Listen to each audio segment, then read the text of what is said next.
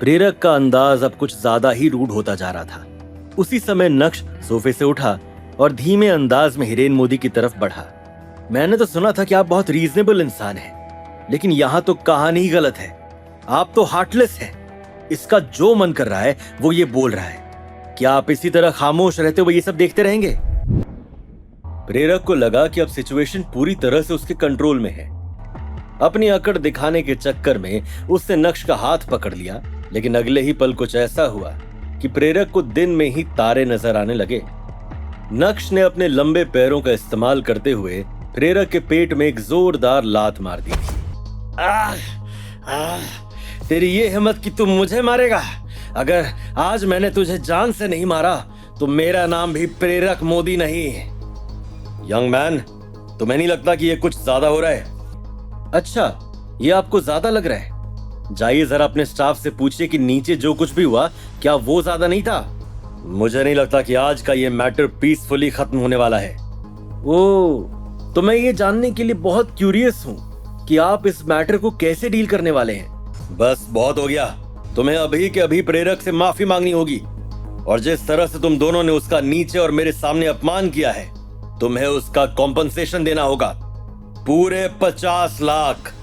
इसी बीच डायरेक्टर शर्मा ने अपनी बात रखने की कोशिश की, लेकिन मोदी साहब ने उनके चेहरे पर एक थप्पड़ जड़ दिया। शर्मा, तुम अब इस कंपनी, इस ग्रुप के मेंबर नहीं रहे। दफा हो जाओ, वरना मुझे सिक्योरिटी को बुलाकर तुम्हें बाहर फेंकवाना पड़ेगा। मिस्टर मोदी, आपकी ये हिम्मत कि आप अपने ही लोगों को मार रहे हैं? ओह, तुम हिम्मत की बात कर रहे हो? कोई भी ऐरा गैरा आएगा और मेरे सामने अकड़ दिखाएगा और मैं चुप बैठूंगा? ये मेरी कंपनी है, यहाँ का मालिक मैं हूँ। दर्द से छटपटाते हुए जैसे तैसे प्रेरक जमीन से उठा और अपना फोन बाहर निकालते हुए उसने एक कॉल किया।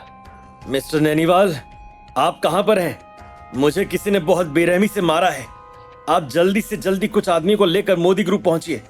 मैं 14 फ्लोर पर मेरे कैबिन में हूँ। उधर अनिका अभी भी प्राची के साथ नीचे हॉल में नक्श का इंतजार कर रही थी। नक्श को ऊपर गए हुए काफी समय हो गया था।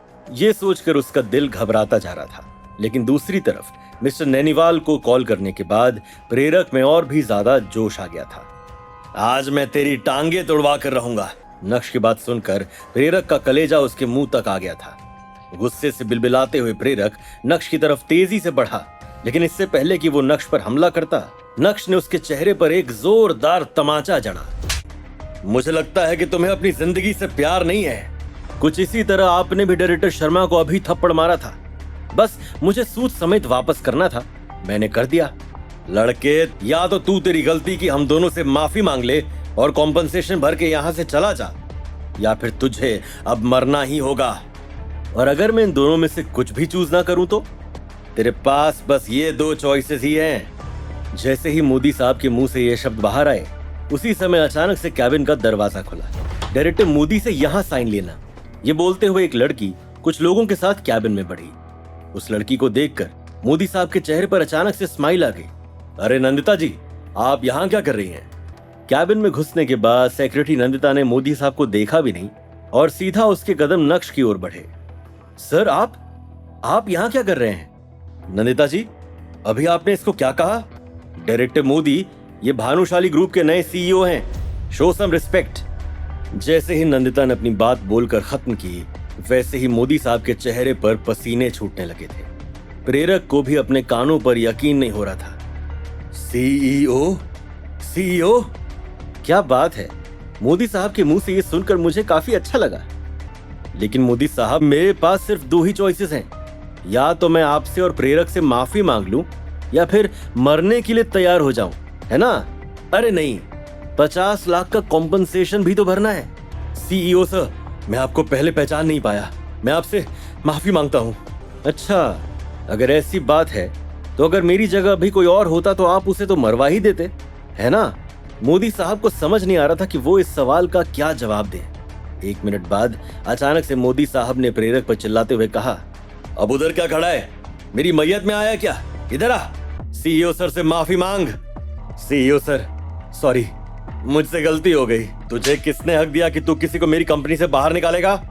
तू चाहता है कि सीईओ सर तेरे सामने झुके? बेशरम, निकल यहां से। थोड़ी देर तक तमाशा कुछ इसी तरह चलता रहा। और उसके बाद जब मोदी साहब थक गए, अपने आप को संभालते हुए बोले, सीईओ सर, प्रेरक बिल्कुल भी सेंसिबल नहीं है। मैंने आपकी तरफ से उसे अच्छा खासा सबक सिखा दिया है। प्रेरक सेंसिबल नहीं है और आप बिल्कुल भी रीजनेबल नहीं है। जैसे ही नक्श के मुंह से ये शब्द बाहर आए, वैसे ही कैबिन का दरवाजा फिर से खुला और एक हट्टा कट्टा इंसान अपने आदमियों को लेकर कैबिन के अंदर दाखिल हुआ। उन सभी के हाथों में बेसबॉल बैट थे। डायरेक्टर मोदी, कौन है जिसने आपको प्रवोक किया? बताइए, उसकी कहानी अभी खत्म कर देते हैं। तुम्हें यहाँ आने के लिए किसने कहा? डायरेक्टर मोदी, आप मुझे क्यों मार रहे हैं? डायरेक्टर मोदी बस इतना चाहते थे कि नक्श उन्हें किसी भी तरह माफ कर दे, और इस चक्कर में वो पूरी तरह से आउट ऑफ कंट्रोल हो गए थे। मुझे कुछ नहीं हुआ है, जल्दी से अपने आदमियों को लेकर यहाँ से निकल जाओ।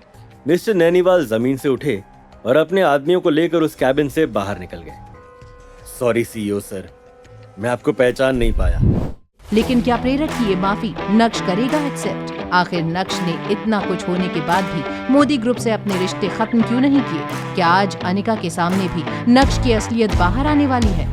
ये जानने के लिए देखिए अगला एपिसोड सिर्फ पॉकेट एफएम के यूट्यूब चैनल पर, और इंस्टा एम्पायर के सारे एपिसोड्स को सुनने के लिए डिस्क्रिप्शन में दी गई लिंक से डाउनलोड कीजिए पॉकेट एफएम ऐप।